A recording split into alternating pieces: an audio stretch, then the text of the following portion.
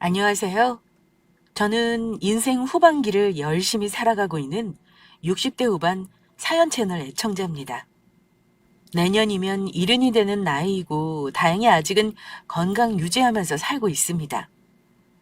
제 나이가 되면 그저 자식들이 편안히 살고 내 몸 건강하게 최고라고 생각하는 거 아시죠? 무엇보다 내 몸 하나 건강하게 자식들에게도 그렇고 노후를 편하게 보내는데 가장 중요하다는 걸 저는 몸소 겪어보았습니다. 인생의 여러 위기 중에서 내 목숨을 위협받는 위기는 처음 겪었고 이 일로 인해 제가 깨달은 게 있거든요. 그걸 꼭 애청자분들께 말씀드리고 싶습니다. 지금 제 나이에는 시댁 얘기나 남편 얘기는 솔직히 할 게 없습니다. 그래서 저는 오늘 자식들 얘기를 하려고 하는데요. 솔직히 이런 기회가 아니면 다른 사람들에게 말도 못할 창피한 가정사이기도 합니다. 옛말에 무자식 상팔자라고 하는 거 하나 틀린 말이 없는 게요. 저는 아들이 셋이나 있습니다만 지금은 얼굴을 안 보고 삽니다. 만약 딸이라도 하나가 있었다면 이렇게까지 살지는 않았을까요? 아들만 셋이지만 다들 자기 마누라 눈치 보느라 이 엄마는 뒷전이었던 건지 그놈들과 틀어지고 나서 참 힘들었습니다. 아무리 이런저런 생각을 해보아도 돌고 돌아 되돌아오는 생각은 내가 아이들을 잘못 키웠나 하는 자책이었는데요. 이런 자책하는 마음 때문에 한동안 우울증 약을 먹을 정도로 힘들었습니다. 지금 완전히 괜찮다고 하면 거짓말이겠죠. 그러나 확실히 말씀드릴 수 있는 건 자식들에게 의존하지 않고 온전히 제 삶을 살고 있다는 겁니다. 제 나이 또래 분들이나 노후를 걱정하시는 분들에게 오늘 저의 사연이 아마 약간의 충격이실 수도 있을 겁니다. 하지만 저의 사연으로 뭔가 깨닫는 바가 있으실 거라 생각합니다. 요즘에는 친구들과 좋은 곳에 여행도 가고 동호회 모임도 열심히 참여하고 있는데요. 먹고 살기 괜찮아지고 나서도 뭘 그리 바쁜 척하고 사느라 좋은데 한번 여행도 못 가봤는지 이런 세상이 있는 걸 왜 모르고 살았구나 싶어 참 억울하더군요. 저와 요즘 친하게 지내는 2살 많은 동기 언니 하나가 있는데 그 양반은 결혼시킨 자식이 둘 있습니다만 저에게 이런 말을 해준 적이 있습니다. 세월 빠르다고 생각은 했지만 이렇게 눈 깜짝할 새에 일흔이 될 줄은 몰랐어.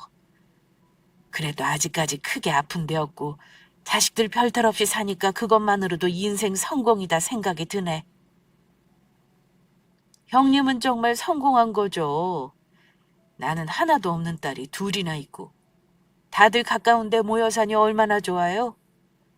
아들들은 참 쓸모가 없는 게 다들 마누라 눈치 보고 사느라 바쁘니 나는 자식이 아예 없다 생각하고 사네요. 자식이다 그런 거지. 자네 보기에 내가 좋아 보이나? 근데 그렇지만도 않아.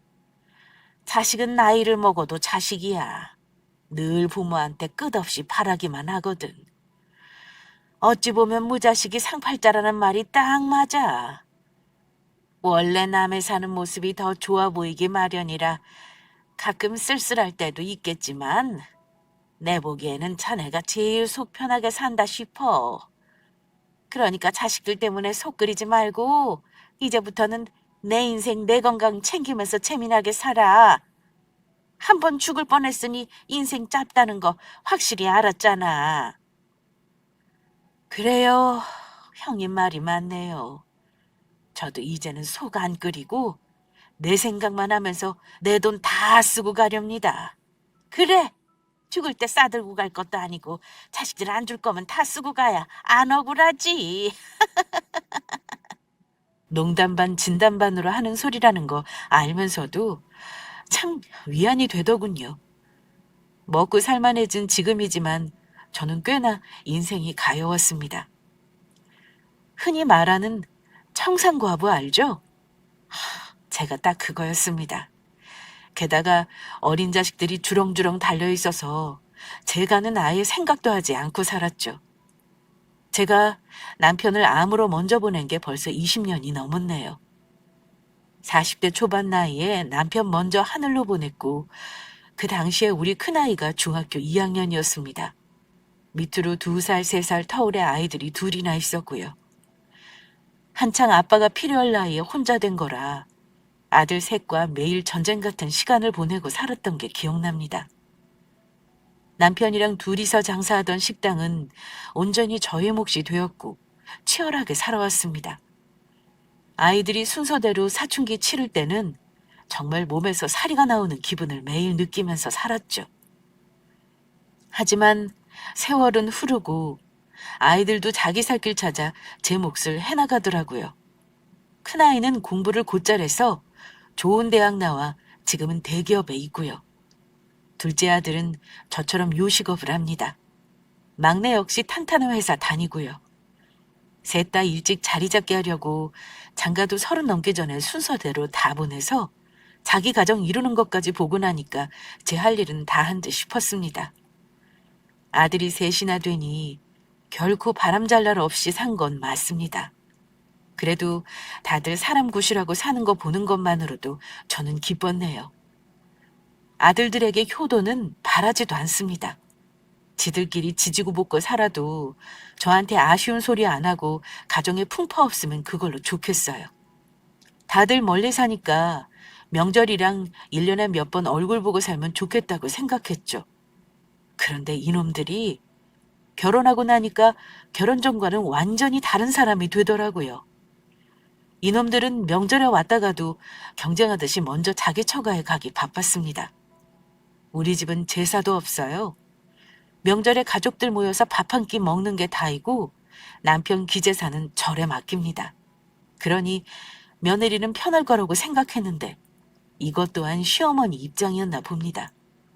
제일 먼저 장가간 큰아들은 아이들 낳고 나서는 아예 혼자 내려오더라고요. 그래서 왜 혼자만 왔느냐. 나도 손주들이 보고 싶다고 하니 머쓱해하면서 이러더군요. 집사람이 이제는 나 혼자 내려갔다 오래요. 애들 데리고 왔다 갔다 하는 거 힘들다네요. 물론 1시간 거리긴 해도 애들 건사하는 건 집사람이 힘든가 봐요. 매번 이러겠다는 거 아니고 애들 어느 정도 클 때까지만요. 우리 제사도 안 지내는데 굳이 집사람이 올 필요 없잖아요. 그래도 명절에 한번 시간 내서 얼굴 보는 건데 그게 싫다고 하니? 니들 온다고 내가 밥을 시키니 일을 시키니.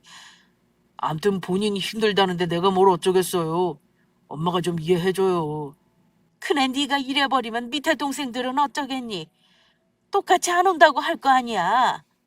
그래도 네가 장남인데 동생들하고 얼굴 보고 살자고 해야 하는 거다. 엄마 장사하느라 바빠서 명절 빼고 시간도 못 내는 거 뻔히 알고 있잖아. 이번에는 그냥 넘어가 주세요. 다음번에는 제가 잘 얘기해서 오는 쪽으로 해볼게요, 엄마. 한창 아이들 키우느라 힘들고 바쁜 걸 왜 모르겠습니까? 하지만 제가 와서 음식 차리는 거 시킨다거나 뒷정리를 시킨 것도 없습니다. 저는 오히려 그런 거 아들들을 시켜요. 물론 며느리들이 시댁인 우리 집에 와서 손 하나 까딱 안 하고 놀았다고는 말 못하죠. 하지만 며느리가 시집에서 아무것도 안 하고 있는 것도 참 불편한 겁니다. 둘째, 셋째는 오긴 했지만 큰아들이 그래버리니 눈치가 영 이상하더군요. 그날부터는 서로 무슨 말이 오갔는지 명절에 다 같이 모이는 일 없고 순번을 정해 돌아가면서 집에 내려오더군요. 아무리 나이가 들어도 눈치는 백단인 접니다. 다 알면서도 모르는 척 하는데도 참 서운했던 것이 사실입니다. 각자의 삶을 꾸리느라 바쁜 건 엄마인 제가 왜 이해 못하겠나요? 하지만 어버이날에도 찾아오는 거 바라지 않고 그냥 전화 한 통 정도만 바란 건데 그것마저 안 하는 거 보니까 서운하기보다는 괘씸한 마음이 들기까지 했습니다. 엄마인 저를 귀찮아하는 거 알았지만 그래도 저는 늘 애들 잘 살기만을 바랬습니다. 물론 큰 사건을 겪고 나서 그 생각은 바뀌었죠. 저는 고된 인생을 살긴 했지만 건강은 나름 자신이 있었습니다. 여자치고는 이 나이에 또래들 중에 키도 큰 편이고 자세도 꼿꼿해요. 60대 초반까지는 아주 쌩쌩했습니다. 무릎도 좋았고 다들 갱년기 때 아프다고 하지만 몸을 하도 많이 써서 그런가 아주 힘든 거 없이 지나갔어요. 그래서 저는 제가 아주 건강하다고 착각을 하고 있었습니다. 누구나 병에 걸리는 거 생각하고 사는 사람 없을 겁니다. 그런데 병이라는 건 서서히 예고하고 오는 게 절대로 아닙니다. 어느 날 갑자기 닥치는 불행은 저라고 피해가는 게 아니었습니다. 한동안 몸이 참 힘든 적이 있었습니다.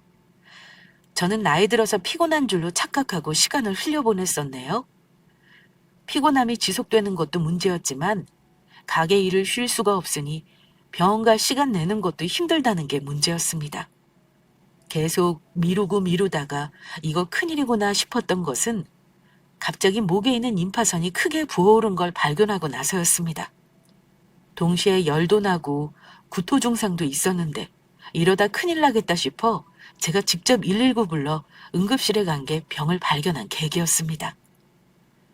병원에서 아무래도 입원해서 검사를 받아보라는 권유를 받고 그날로 입원하게 되었는데요. 이때도 참 자식들 키워봤자 아무 소용 없다 싶더군요. 큰아들부터 차례로 전화를 돌렸는데요. 어느 하나 당장 내려오겠다는 놈이 없었습니다. 정호야, 엄마가 몸이 안 좋아서 119 불러서 왔는데 병원에 입원을 해야 한다 그러네. 하루 정도 시간 내서 검사하는 거 엄마 옆에서 도와줄 수 있니? 병원이요? 왜요? 엄마 아픈데 딱히 없으셨잖아요. 갑자기 아프신 거예요? 몸이 안 좋은 지 꽤 됐어. 근데 근래 영 몸이 안 좋다가 정신줄을 놓을 뻔했지 뭐니. 그래서 내 손으로 119 불러서 실려왔다. 왔더니 생각보다 뭐가 안 좋은 건지 병원에서 입원해서 검사를 좀 받아봐야 한다는구나. 집에서 아무것도 못 챙겨왔는데 네가 좀 와줄 수 있을까?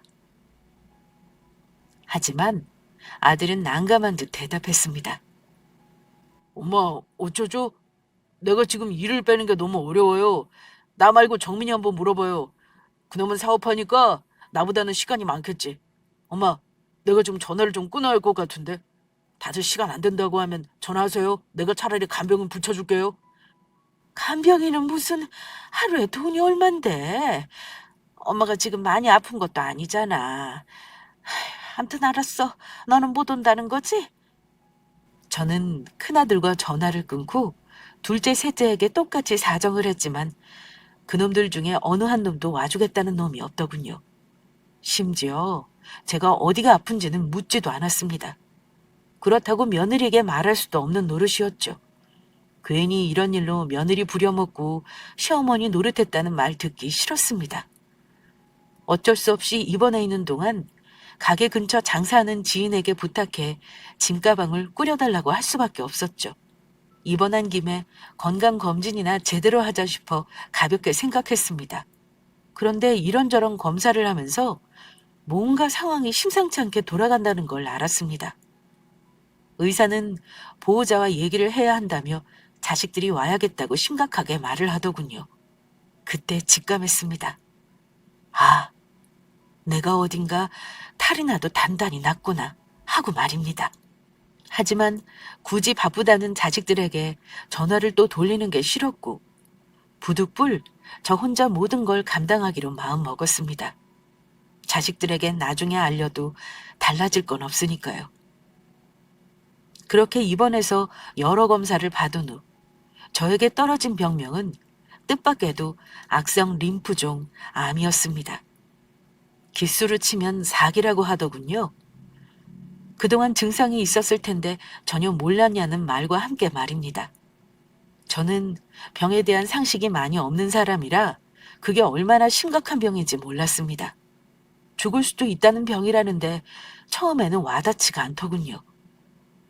앞으로 치료 계획을 듣는 순간에도 자식들 얼굴이 하나둘 머리를 스치기만 하지 하나도 귀에 들어오지 않았습니다. 저는 죽는 게 별로 무섭지 않다고 생각했던 사람인데도 그 말이 참 무섭더군요.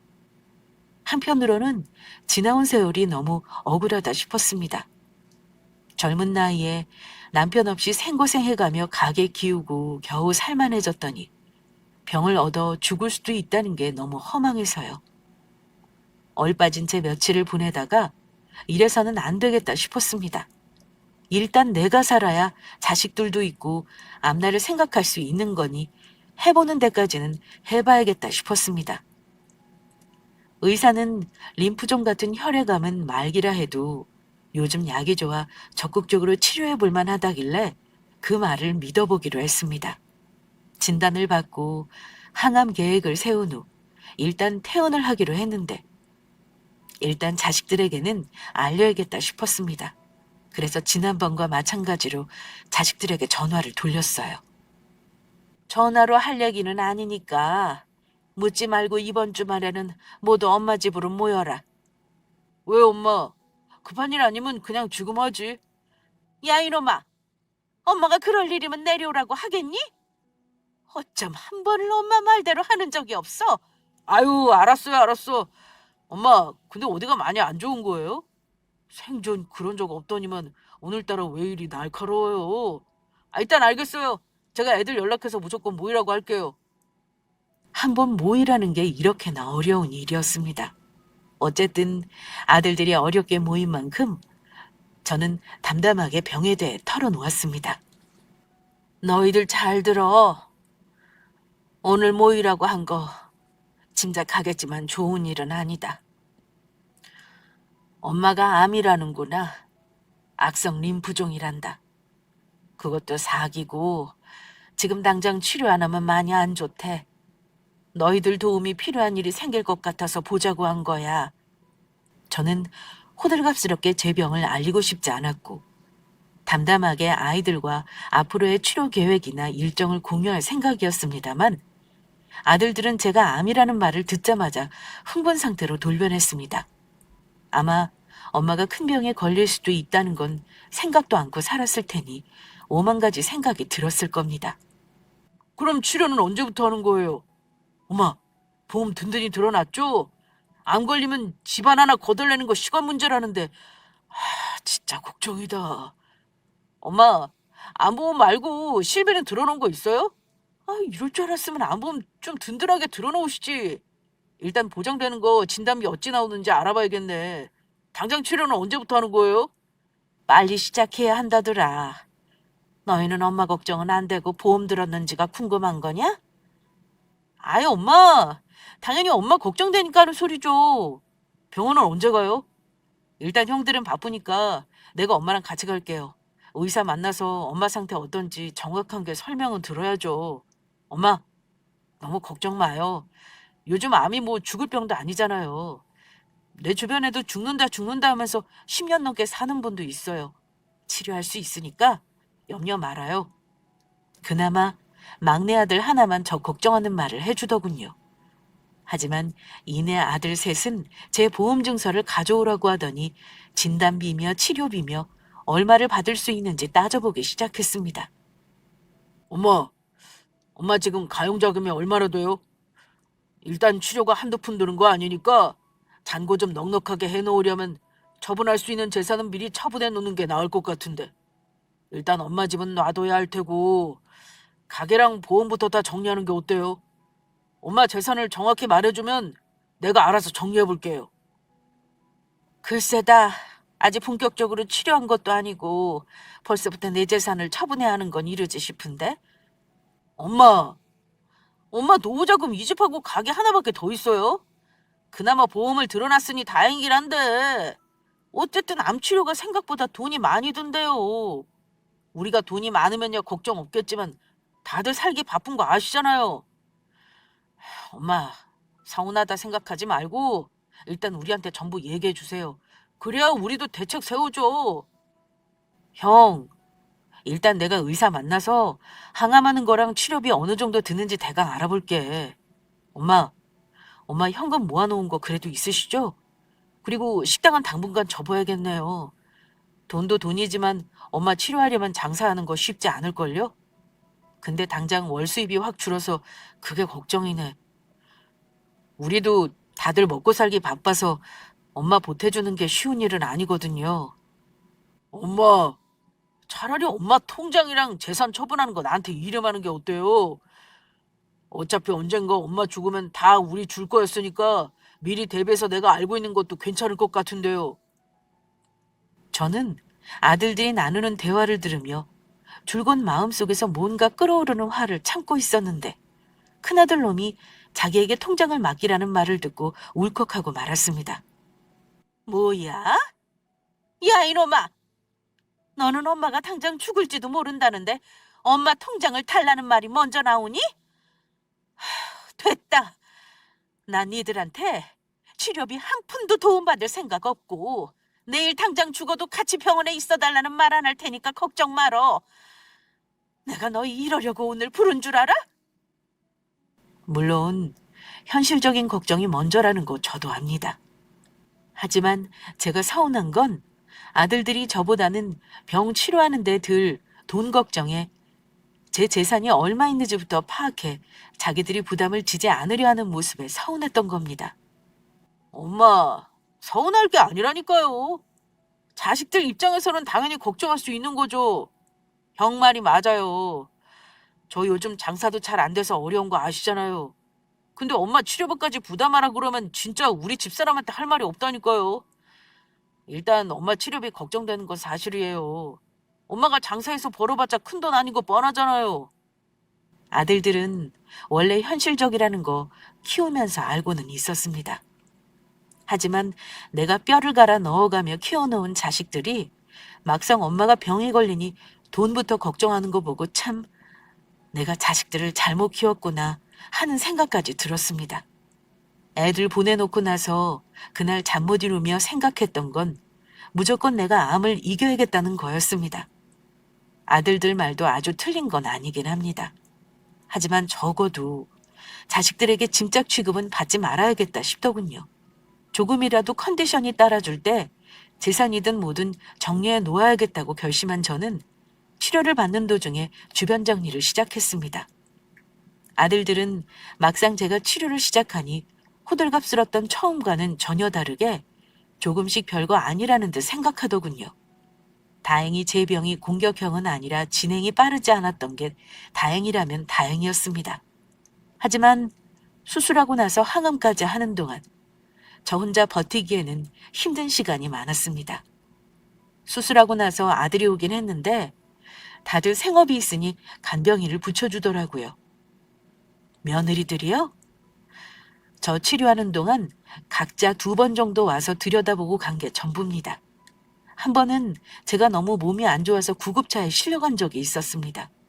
그때는 어쩔 수 없이 아들을 불렀는데요. 그때는 쇼크가 올 정도로 상황이 좋지 않았습니다. 다행히 한 곱이 넘기고 나니 삶과 죽음이 참 덧없다는 생각이 드는 겁니다. 내가 이렇게 갑자기 안 좋아져서 죽을 수도 있다는 생각이 들자 이대로 애들과 떨어져 지내는 게 두렵기도 했습니다. 그래서 아들들에게 마지막이라고 생각하고 부탁을 했습니다.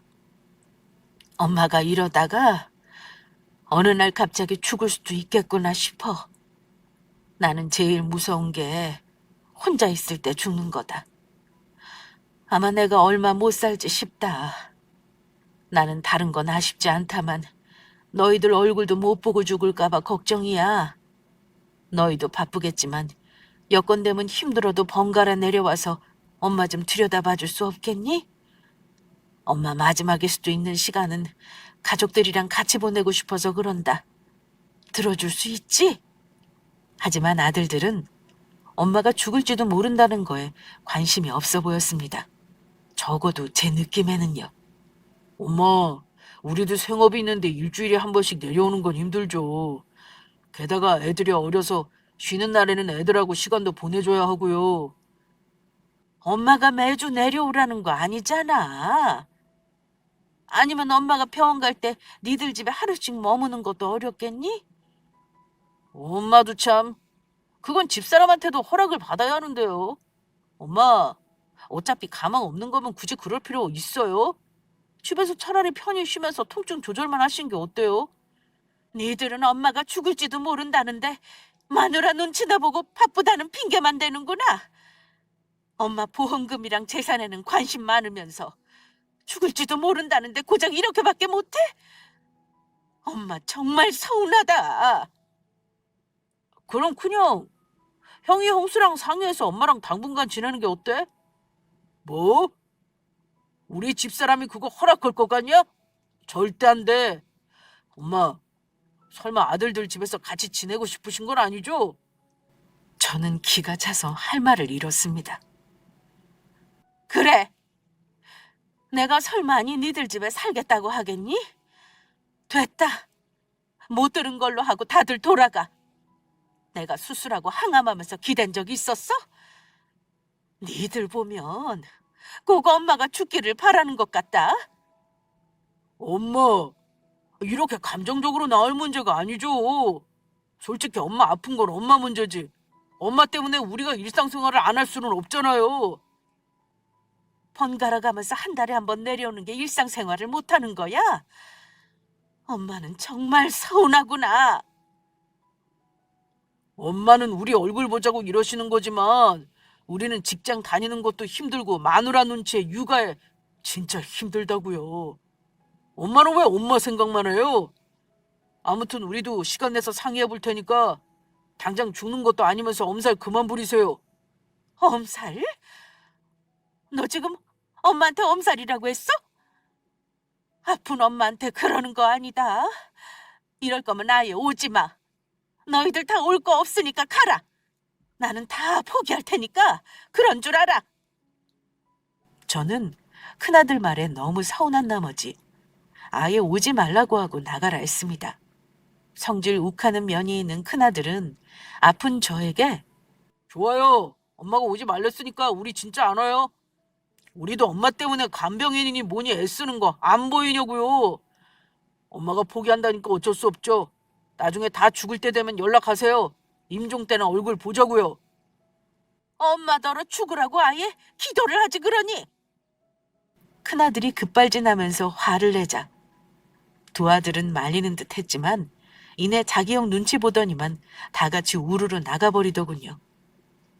자식 키워놔봐야 소용없다는 말들 많이 하지만 딱 이럴 때 쓰는 말이 아니고 뭐겠습니까? 그리고 그때 알았습니다. 내가 애들한테 주려고 아등바등 모아봐야 쓸데없는 짓이라는 것을요. 저는 그날 이후 자식들에게 아예 연락을 하지 않고 치료에만 집중했습니다. 이놈들은 정말 저 죽을 때나 올 생각인지 연락을 먼저 하는 법이 없었습니다. 누가 이기나 보자 하는 마음으로 투병 생활을 이어갔는데요.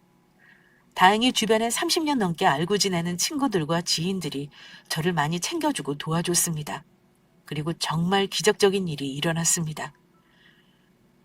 저의 노력과 기도 덕분에 암 판정받고 수술부터 항암, 그리고 회복하는 2년간의 시간이 흐르고 얼마 지나지 않아 완전관의 판정을 받게 되었습니다.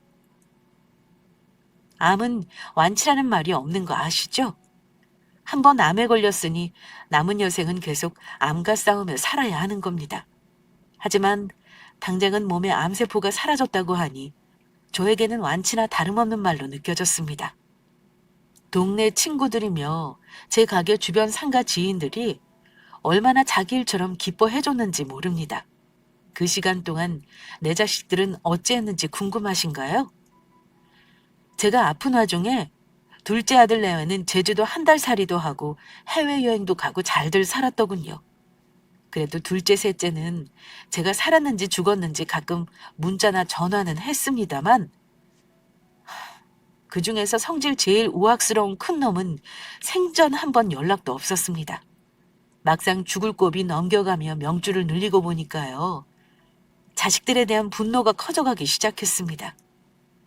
남은 인생이 1년이 될지 10년이 될지는 몰라도 내 인생 살려면 자식들과 얽힌 문제를 정리해야겠다 싶었습니다. 그래서 저는 마지막으로 자식들과 자리를 가져보고자 했습니다. 자식들에게는 살짝 거짓말을 보태 다 같이 모이라 했습니다. 제가 죽을 때가 되면 보자고 했던 놈들이니 아마 죽는 소리를 해야 올 듯 싶었죠. 사실 몸은 완쾌되었지만 자식들에게는 임종할 때가 되었으니 얼굴을 보자고 했습니다. 그러자 그놈들이 득달같이 집에 모이더군요. 그런데 엄마가 죽을 때가 됐다는 말에 왔는데 제가 멀쩡히 앉아있자 다들 어리둥절해 했습니다. 엄마, 생각보다 상태가 좋아 보이네요. 우리는 엄마가 많이 아프면 요양원에 모실 생각하고 왔죠. 보이는 거랑은 다르게 내가 곧 죽을지도 모른다는구나. 기니 할 말이 있어서 너희들 다 불렀어. 너희도 짐작하고 있겠지만 내 재산 문제야. 그러자 큰아들은 엄마 재산이요? 혹시 우리 몰래 빚 저질러 놓은 건 없으신 거죠? 재산보다 빚이 많으면 안 물려받고 싶은데 엄마 가게나 이 집 처분해봐야 뭐 큰 돈 되겠어요? 엄마가 죽는다는데도 퉁퉁거리는 말투로 말을 하길래 저는 그동안 한고 있던 재산에 대해 털어놓았습니다. 엄마가 집이랑 가게만 있는 줄 알았어? 엄마가 너희들 잘 살게 하려고 얼마나 악착같이 힘들게 살았는지 정말 모르는구나. 그래, 그네 네 말대로 이 집이나 가게 권리금 받고 처분해봐야 무슨 큰돈 되겠니? 나도 안다. 그래서 내가 15년 전에 땅을 사둔 게 있었어. 근데 그 땅이 지금 많이 올랐다지 뭐냐? 사실 애들에게 말하지는 않았지만 제가 세종시에 땅을 좀 사둔 게 있었습니다. 살 때보다 무려 5배가 올라 지금은 거의 20억에 육박하는 땅이었는데요. 나중에 제가 가게를 못할 정도로 쇠약해지면 애들에게 다 정리해줄 생각으로 가지고 있었던 땅이었습니다. 사실은 그날 아들들에게 그 땅의 존재를 밝힌 이유가 있었습니다. 제가 땅의 존재를 말하니 예상대로 아들들은 눈이 2배로 커지더군요. 저에게 등기관리증을 보여달라고 하길래 숨기지 않고 보여줬습니다. 엄마, 이거 거의 로또나 다름없는데요? 진작 말해줬으면 우리가 엄마를 이렇게 놔두지 않았을 텐데 왜 이제야 말해요? 왜? 엄마가 진작 말했으면 잘했을 거니? 에이, 그런 말이 아니잖아요. 근데 엄마, 이 땅 어쩌시려고요? 뭘 어쩌겠니? 죽기 전에 팔 거다. 그래서 너희 부른 거야. 나는 똑같이 셋한테 나눠주려고 하니까 그리 알고 매매되면 내가 연락하마. 제가 공평하게 나눠주겠다 하자 둘째와 막내는 별말 없이 수긍하는 듯 했습니다. 그런데 조금 전까지 땅 있다는 말에 흥분하던 큰아들은 버럭하고 성질을 내더군요. 엄마! 똑같이라니! 찬물도 위아래가 있는데 그런 게 어딨어요? 내가 이 집 맞이잖아요. 엄마를 죽을 때까지 모셔도 내가 모실 텐데 내 몫이 많아야지. 그러자 옆에 있던 둘째, 셋째는 아무리 형이라도 그 꼴은 못 보겠다 싶었는지 형한테 따지고 들더군요. 그게 무슨 개소리야, 형? 형이면 다야? 요즘 누가 형이라고 더 많이 가진대. 그런 거 나는 용납 못해. 무조건 똑같이 나누자 이거야. 맞아, 형. 나도 막내라고 이런 거 피해보는 거 싫어. 형이 뭘 더했다고 많이 가지겠다는 거야? 절대 안 되지. 뭐야? 니들이 감히 형한테 대드냐? 맏형인 내가 더 많이 가지는 게 당연한 거야. 무조건 절반 이상은 내 거야. 안 그럼 엄마 땅 못 팔게 할 거야. 알겠어? 내 말에 토달지 마.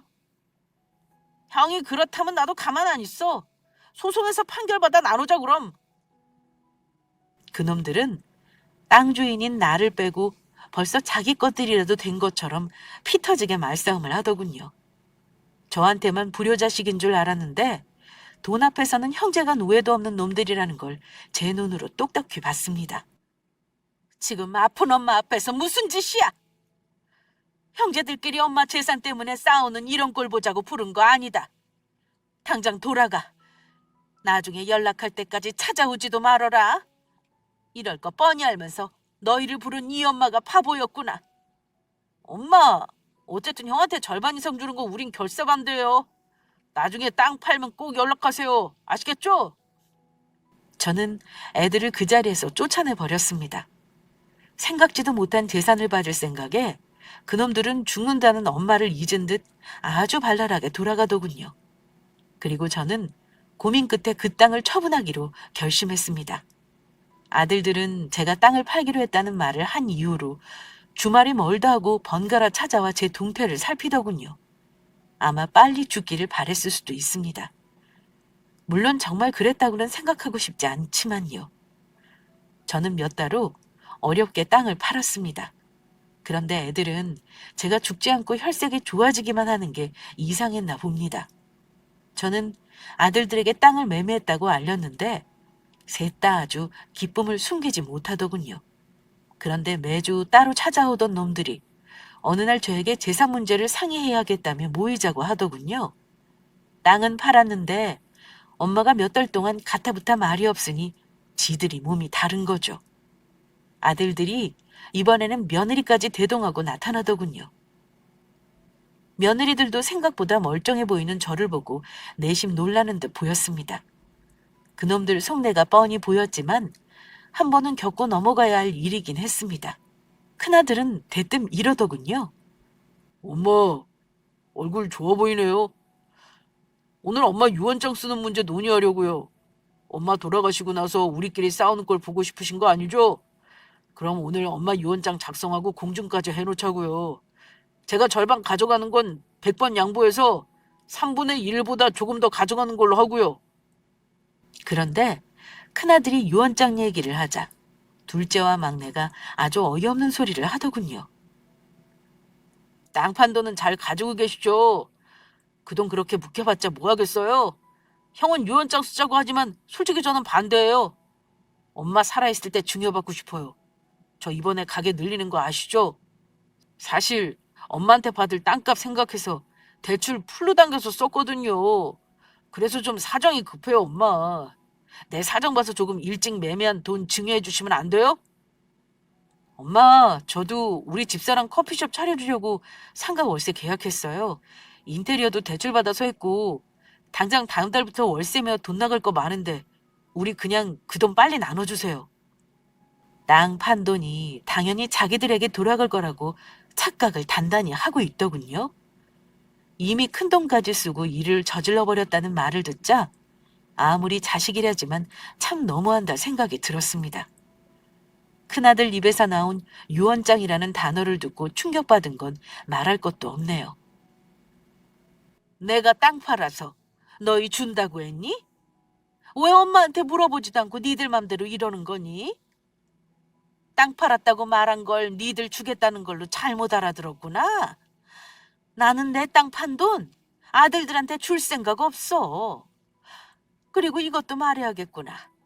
너희한테 좋은 소식인지 나쁜 소식인지 모르겠다면 엄마 병 다 나았단다. 안 죽는다는데 어쩌니? 혹시 엄마 죽는 거 바란 건 아닐 거라 믿는다. 아무리 니들이 엄마 생각을 안 해도 죽기 바랬다고 생각하기는 싫구나. 엄마 다 나았고 땅 판 돈 줄 생각 없어. 엄마가 다 써버리고 죽을 생각이니 다들 돌아가. 그 말을 들은 며느리와 아들들은 놀라다 못해 뒷목까지 잡는 신용을 했습니다. 엄마, 근데 왜 우리한테는 죽는다고 거짓말했어요? 그럼 엄마 병은 다 나았다는 거죠? 그래. 몸에 있던 암세포 이제 없단다. 근데 죽다 살아나서 보니까 니들이 다시 보이는구나. 아픈 엄마 앞에서 재산 더 갖겠다고 싸움질이나 하고. 지금도 그래. 엄마가 죽지도 않았는데 뭐? 유언장을 미리 쓰고 공증을 받아? 차라리 속내를 다 알아보는 게 속이 시원하구나. 오늘 너희들 엄마는 죽었다고 생각해라. 나는 앞으로 자식들이 없다고 생각하고 살 거야. 엄마, 그게 무슨 말도 안 되는 말이에요. 자식들이 엄마가 죽기를 바라겠어요. 그리고 현실적인 문제를 생각 안 할 수 없으니까 그런 거죠. 근데 엄마, 아까도 말했지만 제가 저질러 놓은 게 좀 많아서요. 당장 대출이자 내는 것도 너무 힘든데 땅판도 그냥 일부라도 저 주시면 안 돼요? 제 몫은 정당하게 받아가고 싶어요. 네 몫이 어디 있다고 그런 말을 하니? 그 땅 살 때 너희가 돈 보탠 거 있어? 엄마 힘으로 샀고 이제 팔아서 돈 받았으니까 엄마가 하고 싶은 대로 다 쓸 거다. 내가 주기 싫다는데 니들이 어쩔 거야? 나중에 내가 죽고 나서 쓰다 남은 돈은 나눠 가져도 상관없다만 지금은 너희들한테 한 푼도 줄 수 없어. 언성을 높이니 며느리들은 지들끼리 수군거리고 아들들은 아주 난리가 났습니다. 특히 큰아들은 화를 꾹 참는 게 제 눈에 보이더군요. 엄마, 제가 마지막으로 말할게요. 우리 셋 다 지금 저질러 놓은 거 수습하려면 엄마 돈이 필요해요. 그러니까 저희 목 정당하게 나눠줘요. 안 그럼 우리 얼굴 다시는 보고 살 생각하지 마시고요. 손주도 마찬가지인 거 아시죠? 엄마 정말 그러고 싶어요? 아들은 마지막 카드인 절연 카드를 내밀더군요. 저는 주저하지 않고 덥석 물었습니다. 돈 주인이 주기 싫다면 자식들도 어쩔 수 없는 거야. 니들이 강도야? 나한테 돈 맡겨놓은 거 아니잖아. 나는 준다는 말도 안 했는데 나보고 해결하라니. 이 무슨 경우 없는 짓이냐? 네 말대로 그냥 얼굴 안 보고 살고 싶구나. 어차피 그동안 그러고 살았잖아. 이제 와서 못할 것도 없지. 나는 오늘부터 자식들 없다고 생각할 거다. 그러니까 니들도 엄마 죽었다고 생각해라. 다시는 안 와도 아무 말 안 할 테니 걱정 말어. 나는 시설 좋은 실버타운에 보증금 넣고 다 써버리고 죽으련다. 저는 마지막으로 고래고래 소리를 지르고 그놈들을 전부 쫓아냈습니다. 이제 제가 왜 자식들하고 절연하고 살게 됐는지 아시겠죠? 그럼 혹시 저의 마음이 이해가 가시는지 모르겠네요. 누군가는 재산이 뭐라고 자식 주고 얼굴 보고 살지 왜 그러냐고 할 수도 있을 겁니다.